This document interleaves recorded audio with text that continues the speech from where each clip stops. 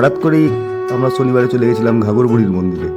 ঠিক ঘাগরবুড়ির মন্দিরটা হচ্ছে আসানসোলের কালীপাহাড়ি, ঠিক হাইওয়ের ওপরেই এই মন্দিরটা একদম দেখতে পাবে তোমরা সবাই। তো মন্দিরের ভেতরে কিছু দৃশ্য তোমরা দেখো, আমি তোমাদেরকে দেখাচ্ছি, খুব ভালো লাগবে ভিডিওটা।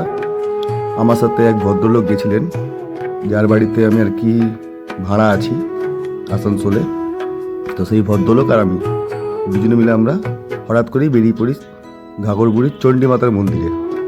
তো সেখানেই আমরা ওইখানে পুজো ফুজো দিয়ে তারপর কিছু ভিডিও সিনারি তুলে, তো তোমরা দেখতে থাকো ভিডিওগুলো, খুব ভালো লাগবে।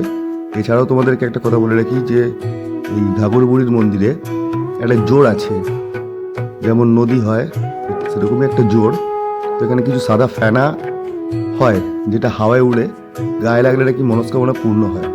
তো সেটা সব কিছু দেখাচ্ছি তোমাদের, তোমরা এই মন্দিরের ভেতরটা দেখতে থাকো। আর এই যে ভদ্রলোক আমাকে নিয়ে গেছিলো, এই যে সাদা শার্ট পরে যে আগে আগে যাচ্ছে, এই যে ডাইরেকশন যে চন্দন পড়তে বলতেছে আমাকে,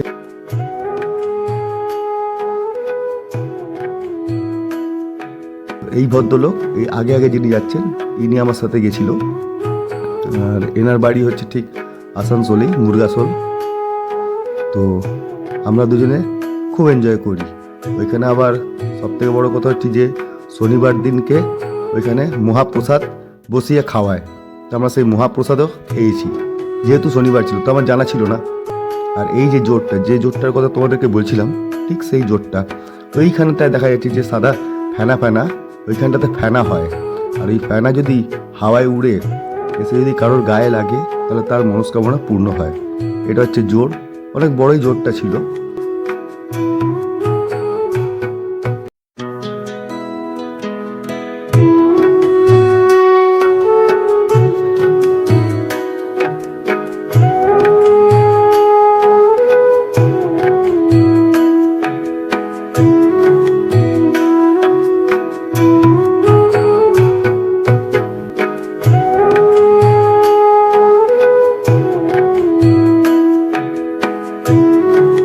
তাই জন্য এই ভিউজটা নেওয়া হয়েছিল। আশা করি তোমরা দেখতে থাকো, ভালো লাগবে। আমি সৌরভ চক্রবর্তী এই মন্দিরে অনেক দিন ধরেই আসছি এবং এসে নানা ধরনের ফল পেয়েছি। ইনি খুবই জাগৃত এবং এটা পীঠস্থান বলেই আমরা জানি।